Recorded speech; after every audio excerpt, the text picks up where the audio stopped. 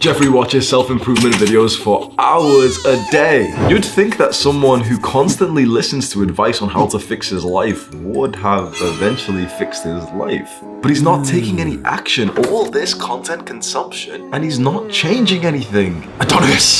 Adonis looks over to young Jeffrey and instantly recognizes the issue. This is not young Jeffrey's fault. Adonis reminisces on his earlier stages of self-improvement. He used to be just like Jeffrey, wasting his time on games and eating food that he shouldn't have. But Adonis realized that these habits would destroy him, and he took action. He started going to the gym, eating clean, training his mind and his body, and becoming a better man.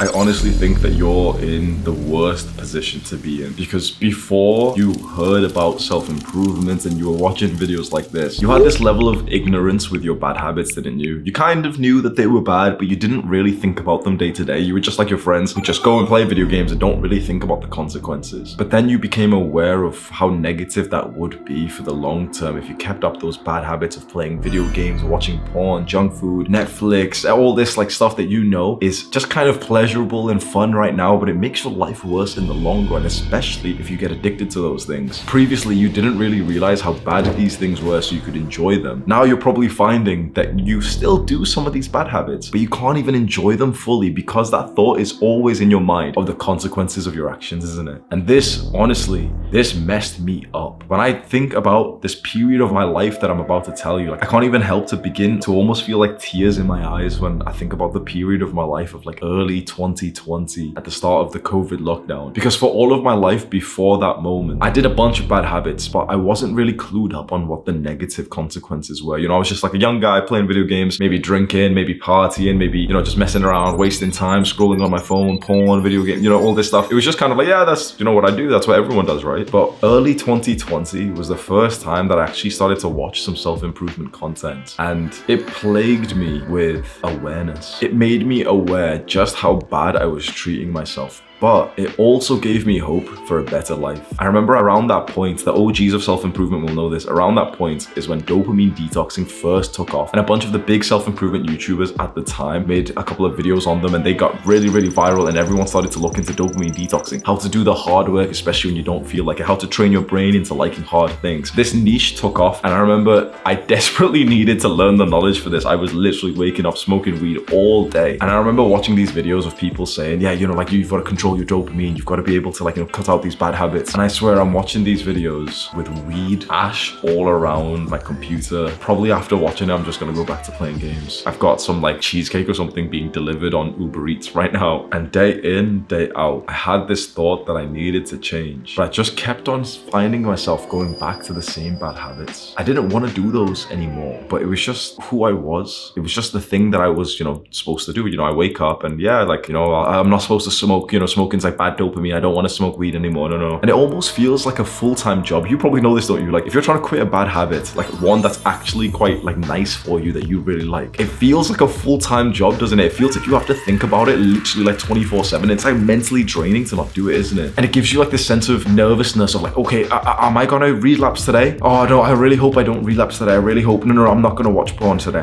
I'm not gonna play video games today. Oh man, no. I really feel like it. No, don't, because I'm on day 3, and then you just can't help but to like just go a bit unconscious and just move your finger over, or, you know, like scroll on your phone down to Reddit or something, or to like move your cursor over to the video game that you want to play. It feels like it's unnatural, doesn't it? It's the natural thing to keep doing those bad habits, and that's like the normal thing, right? Imagine if you were just unconscious all day but still, you know, able to move around. You'd naturally just go and do that bad habit, wouldn't you? It's somewhat unnatural to not do those things that we've been doing for so long, and for a lot of guys this is video games, right? You know, I'm going to tell you something you might not have known about me. I used to do one-to-one self-improvement coaching. It was like the first part of like the business that I did on YouTube, where people would pay me to hop onto a video call with them, and I'd listen to their problems and I'd try and give them some advice. I don't do this anymore. I don't really have anything to sell you, but I used to do this when we just had like, you know, 1,000, 2,000 subscribers. And very interestingly, there was an older gentleman who actually bought my package. He was like 45 years old, and he wanted help to lose weight. So he said, in his words, he used to be like fit and young like me, but then as the years went on, he packed on like the pounds, he's married and stuff. himself and he just stopped like exercising as much. And he was a really nice guy. Like he was very like supportive. He'd give me a bunch of like compliments on the work that I was doing, and he said it was very important. We started to talk about his eating habits. What we're talking about here with his story will be relatable to you, even if the thing that you want to improve on is video games, for example. So I'm asking him, you know, what kind of things do you eat? What do you do which is causing like this fat gain? So he was very overweight. And you know, he started telling me his diet. So, you know, in the morning he'll be kind of nice, he'll eat the right things. But slowly as the hours go by, he'd just get intense cravings out of nowhere. He'd maybe get a feeling of loneliness or feeling a little bit depressed. And this is, you know, whilst he lives with his wife, he truly did love his wife. Their relationship seemed to be good with me, but he had a feeling of loneliness and, you know, some like internal psychological negativity throughout the day. And that would then cause him to almost seek comfort in his diet. And then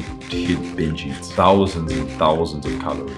And then I asked him what he had done so far, which is a really good question to ask. If you're ever trying to help someone, if I can give you a very quick tip before we get to the rest of the video, always just ask lots and lots of questions. You should barely do any of the talking. If you're trying to help a friend or help anyone who needs your help, literally just ask as many questions as possible and let them do quite literally 95% of the talking. Because if you really want to help them, you want them to think of the idea themselves and you just kind of lead them to it. It's the best way to help someone. I learned this over like a bunch of reading and everything. So then I asked him another question. And I said, okay, what have you done so far to try and improve this? And he says, you know, like I've tried to like sign up for the gym and maybe I go twice, but then I just kind of don't do it. And with my diet, I've tried to, you know, improve my diet and eat cleaner, but it just feels unnatural. And then I knew exactly what to help him with. It would have been really cool if I had this object, but I told him to imagine a rubber band. So if you imagine this right now, imagine a rubber band. If we pull one side of this rubber band, this is what you've been doing to try and stop your bad habits. This pull here, you've been doing the real world activities. To quit watching porn, you've downloaded the porn blocker. To quit playing video games, you've uninstalled the video game habit. To quit eating junk food and to lose some weight, you've went to the gym and you've, you know, tried to throw away the junk food. You've done this thing, right? So you've pulled the rubber band up this way. You have done the things of the real world. But guess what?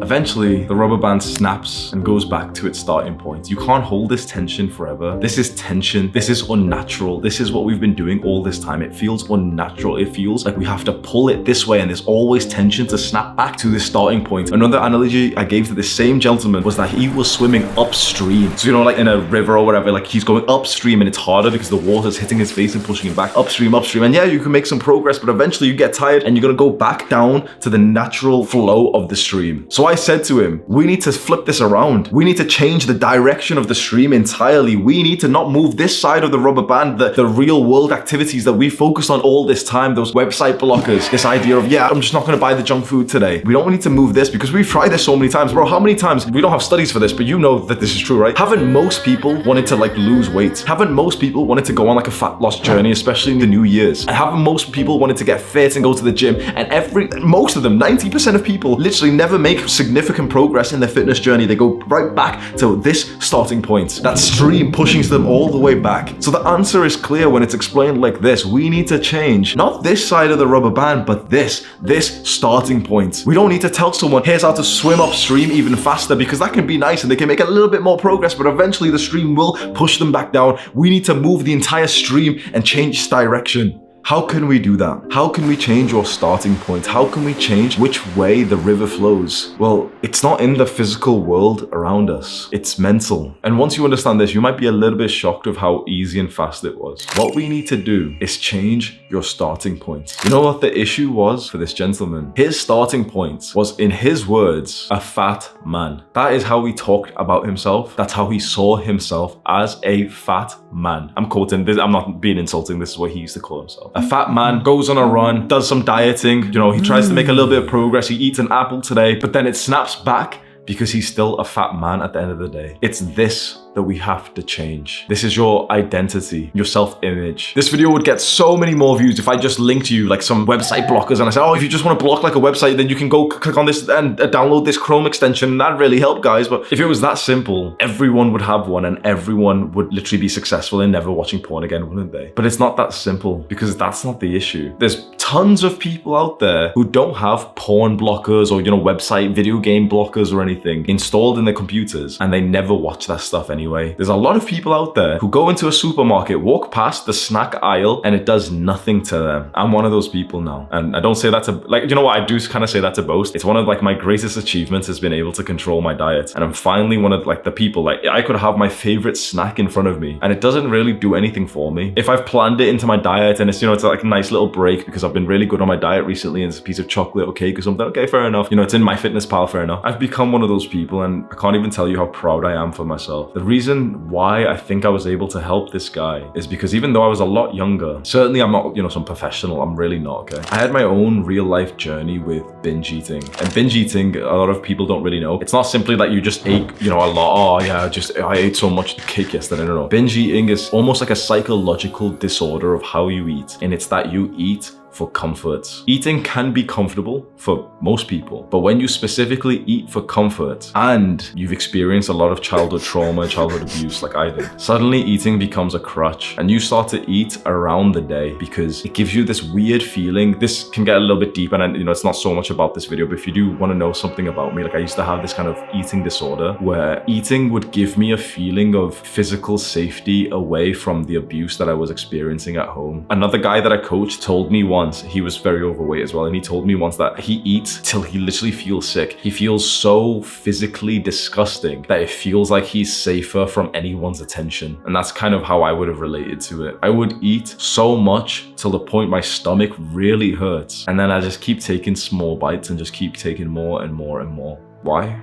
Eating gives you a sense of comfort. And when you live in a PvP enabled zone like I did, and I was getting beaten every couple of days, every week or so, I was getting threatened of violence, of abandonment. It's the only comfort that I had. Well, that and video games. And so I binge ate most days for years and years and years. I was just lucky that I was able to control the weight in some sense. Maybe it's I don't know what it is, metabolism or something. So I was never fat. But I certainly did get to 20% body fat, which is unnatural for me because I'm quite a skinny guy now. Actually, I got to 22% body fat at one point in 2018, 2019. Every day binge eating. Eventually that turns into binge drinking. And I started to drink half a liter of vodka before going on a night out. A lot of alcohol. And then I discovered weed. And then I started to almost, not really binge smoke. I never smoked a much volume of weed, but I smoked every single day, all day, which was a problem. I think I would have smoked more if I could have afforded more, but I just couldn't. So I was like this for years and years and years. This was my major bad habit. I was just a binge. I was a binge eater, binge smoker, binge drinker. And when I did play video games, when I became an adult and I had my own laptop away from the family home and I could play as much as I wanted, I was a binge gamer. It's not exaggeration when I tell you that sometimes I'd play RuneScape 12, 14 hours a day whilst I was in university and I should have been focusing on other things. I remember even being in my part-time job in university. I had this part-time job when I was a receptionist and RuneScape for the mobile just got released. And so I literally used to just play RuneScape on my shift whilst I was in work, which, to me, it sounds like a genius idea. I'm getting paid to play RuneScape. Yeah, it sounds awesome, doesn't it? But when you realize that, yeah, then your work performance is going to be reduced. I lived like this for a very long time. And then since May 2020, I've never binge drank again, never binge gamed again.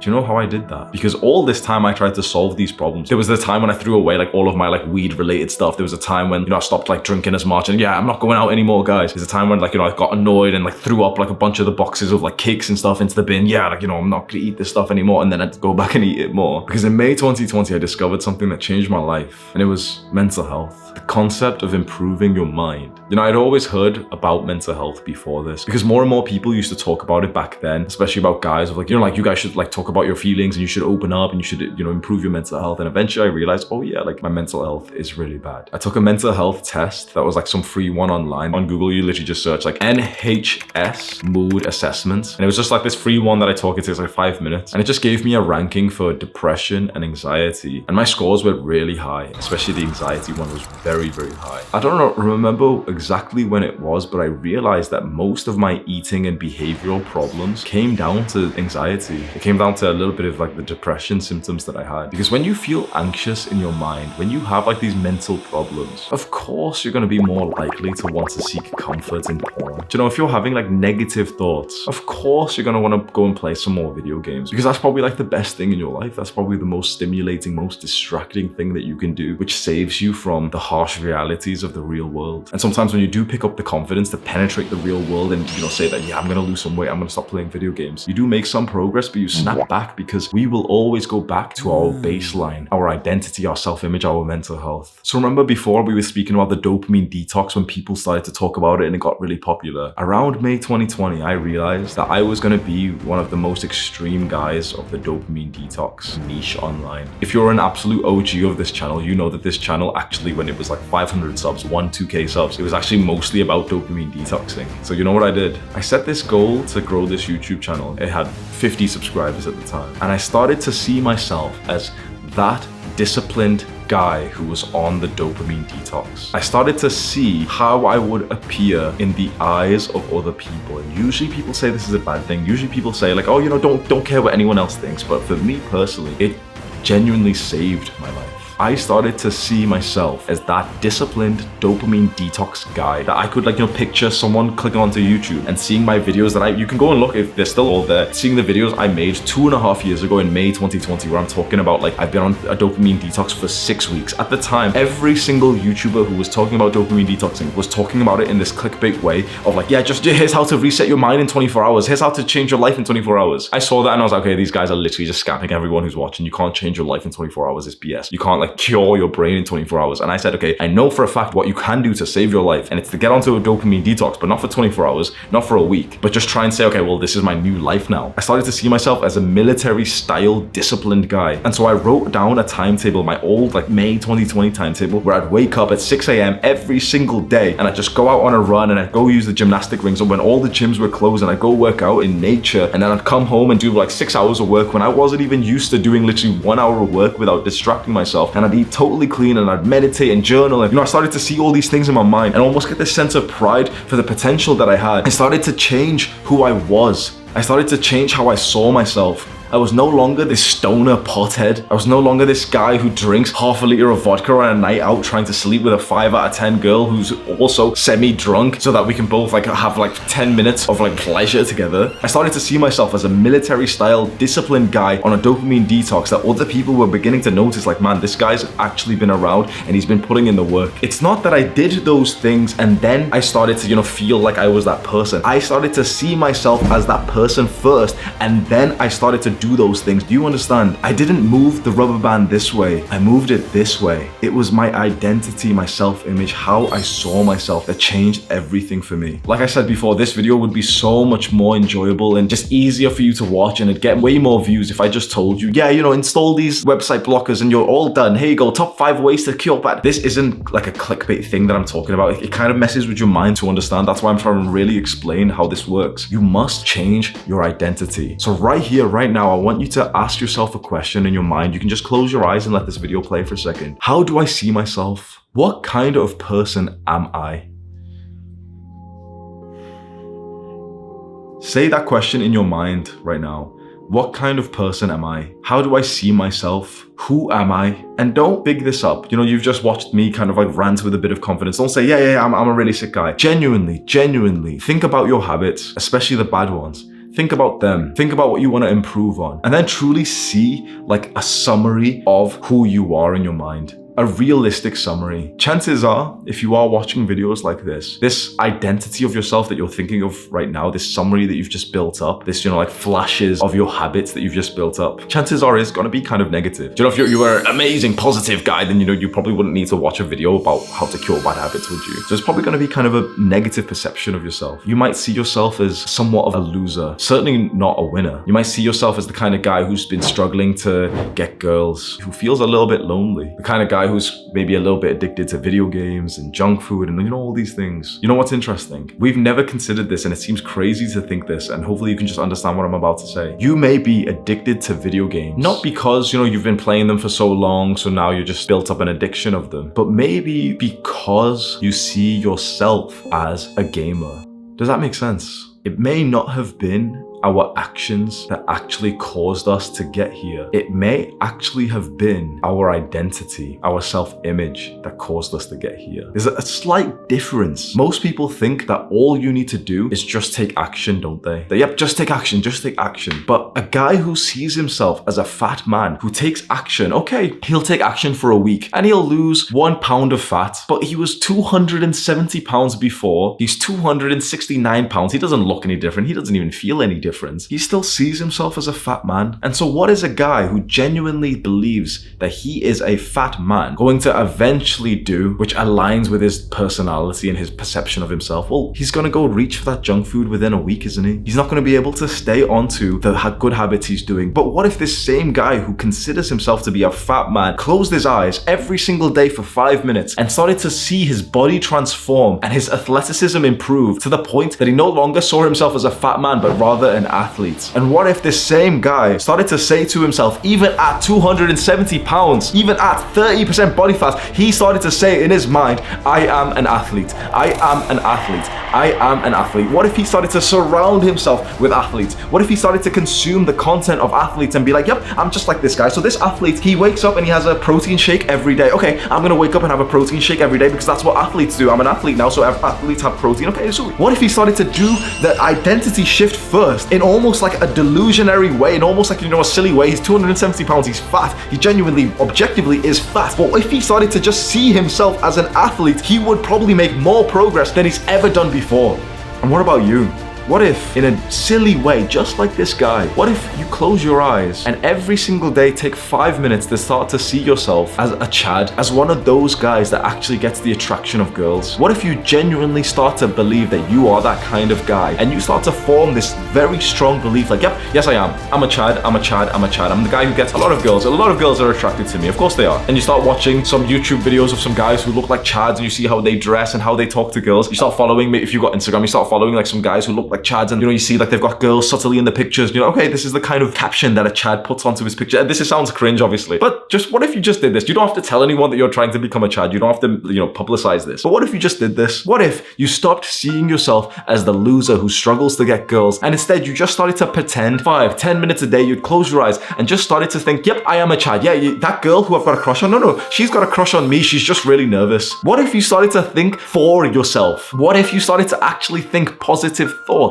Because I can tell you from experience, that's one of the strongest things you can ever do in your life. You know what I just said specifically? Like, imagine that girl that you've got a crush on. Destroy this thought in your mind, like, yeah, I've got a crush on her, and she's no. Change that thought to, yeah, she has a crush on me, but she's just nervous. And I promise you right now, that's one of the best pieces of dating advice you'll ever get in your entire life. If you plant that thought in your mind, no matter how silly it is, even if you're unattractive, you are slightly more likely to attract her because you have the right belief set. Now, you probably have a lot of work to do. This isn't to say, oh yeah, just, think that you're a 6'7" muscular guy and it's suddenly gonna work. Of course not. But your beliefs, your identity, your self-image leads to the consistent long-term action that causes you to be there. I, at age 17, 18, 19, saw myself as a leader. I started to see myself as like a guy who had elevated his status in the social hierarchy. And so I started to put the work in for that. And it wasn't amazing, but it started to come true. Age 19, when I first started to actually date girls, I started to see myself as like one of these Chads that has multiple girls for him. And then I started to act like it. And I started to go to the gym and become a little bit more attractive and take better pictures for Tinder and Instagram. And it started to become true. I didn't suddenly just become like a 10 out of 10. My eyelid shape didn't change, so I had like hunter eyes or anything. No, none of that changed. Interestingly, the results that I had in life started to change because I started to believe I was that guy. There's a mystery to all this. And this line of thinking for me has come from the book Psycho-Cybernetics by Maxwell Maltz. I've done a video of it on my channel, which you can go and find if you click on this link right now. I think it's one of the most important books that you may ever read. You've been pulling this side of the rubber band for so long, and you know so many other people who just keep pulling, and then snap back to normal. Okay, let's try again. Another kind of diet. Maybe keto or carnivore will work for me. Snap. Okay, this year we're really gonna get serious. I'm gonna go to the gym and I'm gonna lose 17 pounds this month.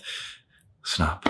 Change this. change your self-image. And the two ways to do that is through visualizations and affirmations. Close your eyes and just keep saying that you are this person that you want to be. I close my eyes now and I will say to myself, I am a fighter. I'm excellent at fighting. I'm so good at fighting. I'm so disciplined that I go to multiple MMA sessions per day. I had my first amateur fight and I walloped the guy. And none of that's even true. Literally, I've not even had my first amateur fight. But what if I just start to imagine? What if I just create like a mental movie of myself? I'm in the ring right now. The stadium is packed. Everyone's watching. Sam's by my corner. Everyone's taking pictures. There's flashes of cameras. My girl is there staring and I can't get beaten up in front of her. The guy's right in front of me. I just noticed that every time he goes for a jab, he pulls his arm back a little bit too slow. Oh, he's done it again. If he does it one more oh, he's about to jab again. He throws the jab and I already know what to do. I'm gonna smack him hard with my right elbow.